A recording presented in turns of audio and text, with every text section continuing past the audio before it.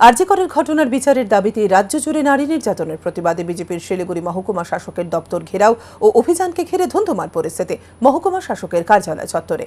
বাঁশের ব্যারিকেড ভেঙে মহকুমা শাসকের কার্যালয়ে প্রবেশের চেষ্টা করেন বিজেপি কর্মীরা। সোমবার শিলিগুড়ি মহকুমা শাসকের দপ্তর ঘেরাও অভিযানকে কেন্দ্র করে ত্রিস্তরীয় নিরাপত্তায় মুড়ে দেওয়া হয়েছিল মহকুমা শাসকের কার্যালয় চত্বর। দুপুর 2টো নাগাদ বিজেপির মাল্লাগুড়ি জেলা কার্যালয় থেকে একটি মিছিল হিলকাট রোড হয়ে মহকুমা শাসকের কার্যালয়ের সামনে আসে।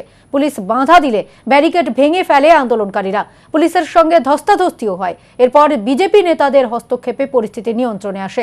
বিজেপির জেলা সভাপতি অরুণ মণ্ডল জানিয়েছেন, আগামী 4 তারিখ ব্লকে ব্লকে আন্দোলন হবে।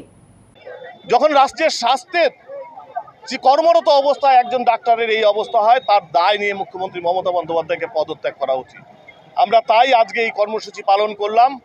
আগামী 4 তারিখ আমরা প্রত্যেকটা ব্লক এবং শিলিগুড়ি মিউনিসিপ্যাল কর্পোরেশনের সামনে আমরা অবস্থান বিক্ষোভ করব দুপুর 12টা থেকে বিকেল 4টে পর্যন্ত।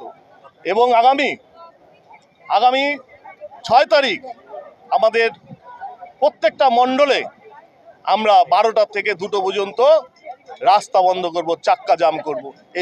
আরজি কর হাসপাতালে ঘটনাকে কেন্দ্র করে জলপাইগুড়িতেও বিজেপি আন্দোলনকে কেন্দ্র করে উত্তেজনা ছড়ালো। জেলা শাসকের দপ্তরে যাওয়ার আগেই আন্দোলনকারী বিজেপি নেতা কর্মীদের লোহার ব্যারিকেড দিয়ে পুলিশ আটকে দিলে সেখানেই অবস্থান বিক্ষোভে সামিল হলেন বিজেপির নেতা কর্মীরা।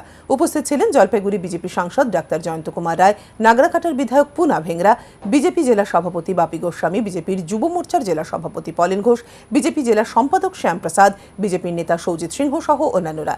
সোমবার শহরের কংগ্রেস পাড়া থেকে মিছিল শুরু হয়ে শহরের বিভিন্ন পথ পরিক্রমা করে জেলা শাসকের দপ্তরের উদ্দেশ্যে রওনা দেয়।